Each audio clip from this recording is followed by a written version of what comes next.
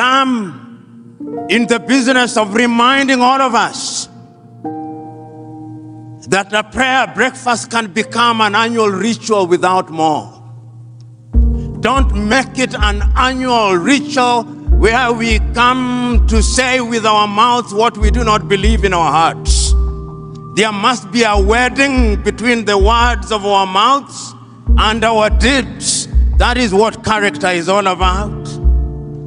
And I also want to remind this audience, as the good book says, we must, in the nature of things, be Christians of Berea.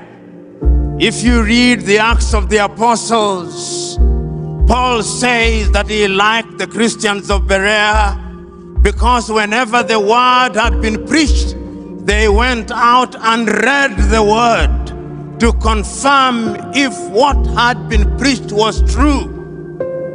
And I also want you to go and read. We are talking about character and the followership. Throughout the ages, men and women have followed evil men. And these are those days that we must warn ourselves. I am encouraging you, if you are a Christian of Berea, go and fact check what I'm saying. And you can even fact check it as I'm speaking. Read the book of Matthew, chapter 24, verse 24. In the end days there shall come many Christs, and they shall work wonders, and they shall mislead even the very elect, if it were possible. So we must warn ourselves as people who believe in God. We must warn ourselves as Christians in the knowledge, as Paul writes in his second letter to Timothy, chapter 3, that there shall become a form of Christianity where we shall be lovers of ourselves, where we shall be boastful, where we shall have people confusing people, just as Jannes and Jambres confused the multitude. But we are warned to do the right thing. And I'm also telling you that the same Bible tells us that you cannot pretend to be lovers of God whom you have not seen if you do not love your brothers and sisters whom you see. You know, when we talk about character, we are talking about serious business. When we talk about prayers, we are talking about serious business. When my good friend Godfrey was asking people to pray, I'm making some of you uncomfortable, and that is my intention. When he was asking people to pray, he asked several people to pray, and everybody came. And I was asking myself, why must 5 people pray? Why can't it be 1? Why? They all said the same thing. Why can't 1 person pray? 3 members of parliament had to pray. Why? Is God deaf? Must we repeat things to God? Are we like the latter-day Pharisees who pray that men may listen to us? Let us not use prayer breakfast to mock God. Let us use prayer breakfast to say that which is right and to speak the truth to all of us. I'm saying all these because we must say it, because we must not shy away from the truth. You know, before I turn to my subject for 5 minutes, when Christ himself is asked, teach us how to pray, he prays in less than a minute. Our Father who art in heaven, hallowed be thy name. Thy will be done on earth as it is in heaven. Give us this day our daily bread. Full stop. He has prayed. All these things that we are in the business of asking, God knows before you ask. If he can number the hair on your head, if he knows your thoughts before you say them, don't be like Pharisees. Let us warn ourselves, and let us remind ourselves, as I said yesterday, prayer without action is superstition. We must act. We must do the right thing. Then I've been asked in the context of character to say why Africa is attractive throughout the ages. Africa has always been attractive. It was attractive to the Greeks. They came here And they created their philosophy. Then they called it Greek philosophy. The Romans were here. Christ himself in the days of adversity came here. Muhammad, the founder of Islam, was here. The Chinese were here. The Arabs were here. The Portuguese were here. The Spaniards were here. The Dutch were here. The Danes were here. The English were here. The French were here. The Germans were here. This is the mother continent. It is the cradle of humanity. And whenever they have come here with religion, which they have manipulated. And I want to submit and agree with Desmond Tutu that God is not a Christian. No, God is not a Christian. God is too big to be contained in human-made religion. God is not a Muslim. God is not a Hindu. God is not a Buddhist. I remember at one time in the dramatization of the life of Mahatma Gandhi by Richard Attenborough, he was asked, "Are you a Hindu?" He said, "No. When I was young in Gujarat, I remember attending a temple where the preacher on that day referred to the Christian Bible, referred to the Hindu Gita, and referred to the Muslim Quran, referring from one book to the other, as if it did not matter which book was being read as long as God was being worshipped." And I believe that that is the God that we are worshipping. We who are Christians must always remember that in fact the very days when we were called Christians, being a Christian was not meant to be a good thing. A Christian, these Christian followers of Christ, it was meant to be a derogatory term. And sometimes we who are Christians, we who claim to follow the Christ, we are arrogant and intolerant. And for our arrogance and our intolerance, we will be punished. There is a message, those of you who are readers of the works of God, in the Talmud of the Torah, there is a story told that when the Israelites had been drowned, or rather when the host of the Pharaohs had been drowned in pursuit of Israel, and the Israelites were laughing and celebrating, it is said, God appeared unto them and said, "Why do you celebrate when my children have been drowned?" That is the God whom we do not understand. But remember, I was talking about why Africa is attractive. It is attractive because it is the cradle of humanity. And remember, I was saying and talking about Christianity and the manner in which it was midwife to us. Do you know that Christianity was used to justify slavery? Do you know that in the book of Ephesians, in Paul's letter to the Ephesians, he tells people to obey their earthly masters, even the harsh ones? Do you know that the Dutch Reformed Church, on the basis of which apartheid in South Africa was founded, was based on Christianity? Do you know that the Bible has been abused and misused? So, when we talk about the Bible, when we talk about Christianity, you are talking about a man-made thing. That is why we have the Roman Catholic man-made. That is why we have the Anglican man-made to allow King Henry VIII to marry. They are going to have a schism in the church sooner rather than later because of LGBTQ. Man-made. That is why we have SDA, man-made. That is why we have Presbyterian, man-made. That is why we have Methodist, man-made. Tell me which denomination Jesus belonged to. None.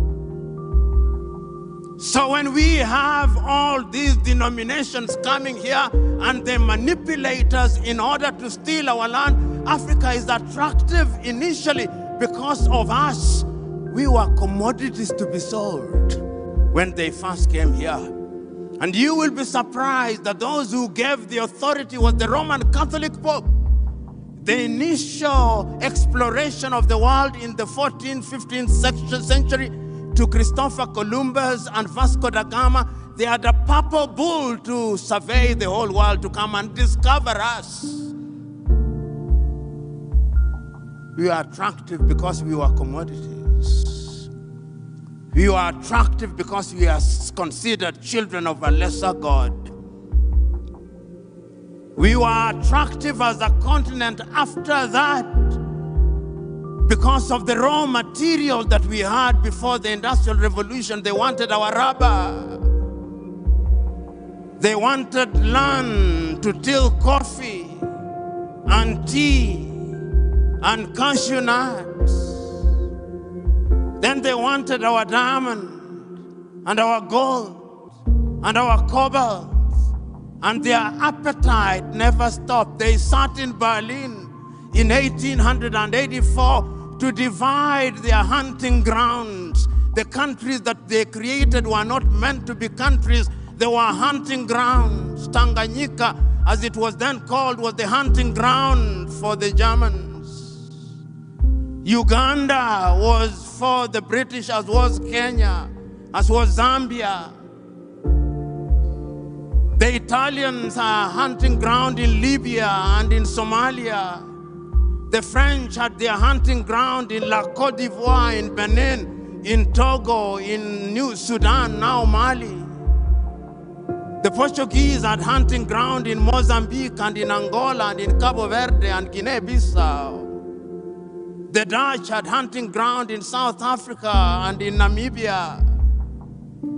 The Belgians had hunting ground in the Democratic Republic of Congo. These were hunting grounds.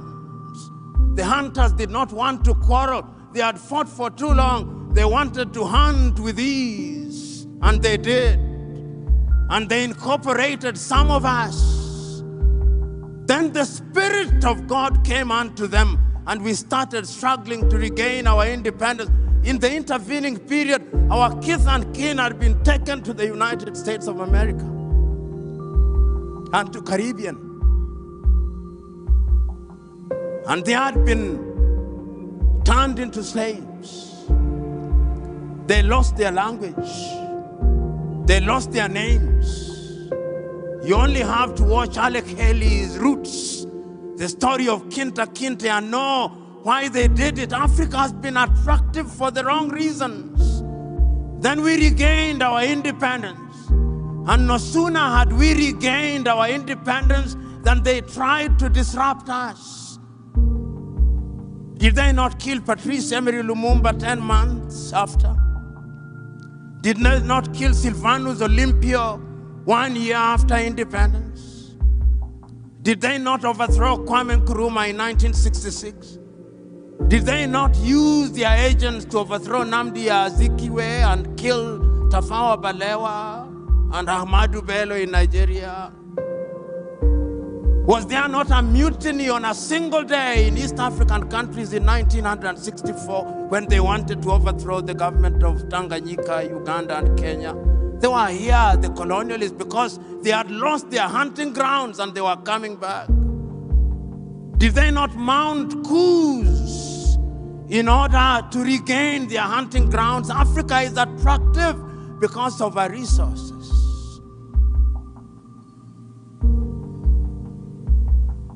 And if we do not wake up, we will be manipulated.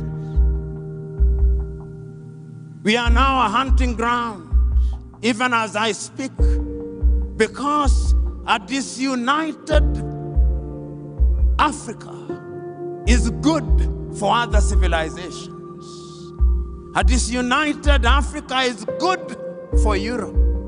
A disunited Africa is good for the United States of America. Disunited Africa is good for China. It is good for Russia. It is good for the Arabs. It is good for the Turks. In Kiswahili wanasema vita vya panzi furaha ya kunguru. So when we are in that state, we can be manipulated. And we are being manipulated. When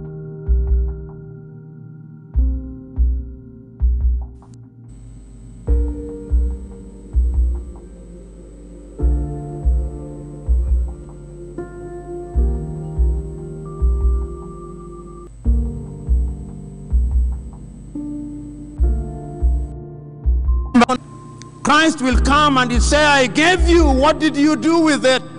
And we'll say that we are praying and fasting. No, he will not listen to us. The last time I checked, Paul was preaching, praying, and writing letters, and also making tents. Which is the tent that you are making? I can go on and on, but your attention span has suffered and is suffering. So I must conclude. Conclude by telling us that we have lamented for too long as Africans. We have blamed others for too long. The time is now to blame ourselves.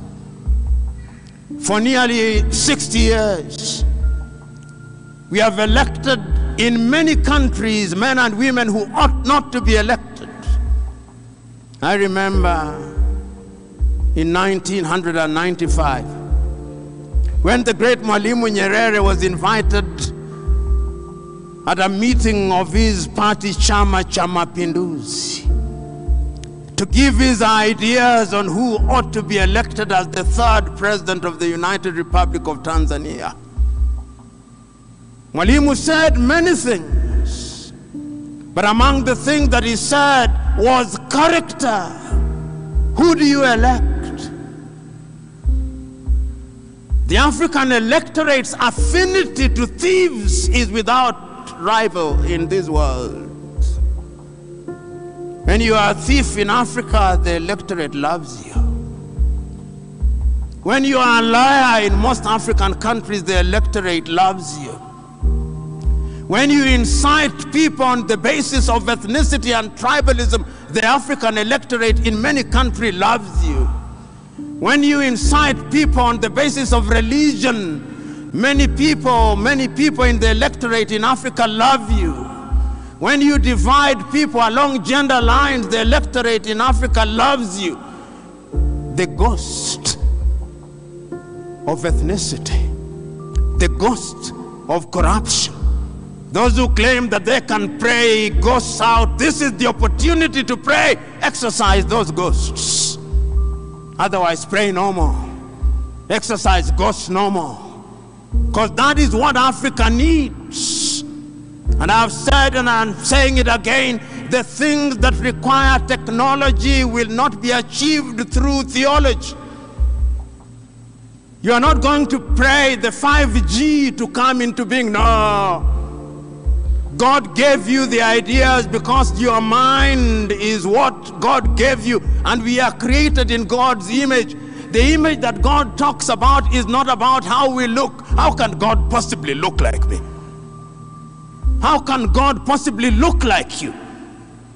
Ladies and gentlemen, in order for Africa to realize our potential, we must wake up. Because when we wake up and we are united, we are going to be masters of our own affairs. We are going to be masters of our own resources. And we can only do that through unity. Not the unity of the graveyard where we do not disagree. We will disagree.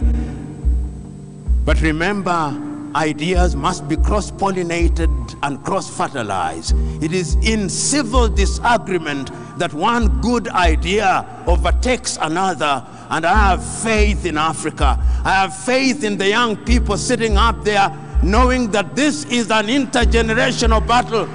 You are the young suckers that will grow when all these old bananas are dead, as Chinua Achebe said. This is a race which we have started, and you must win, and win we must. God bless.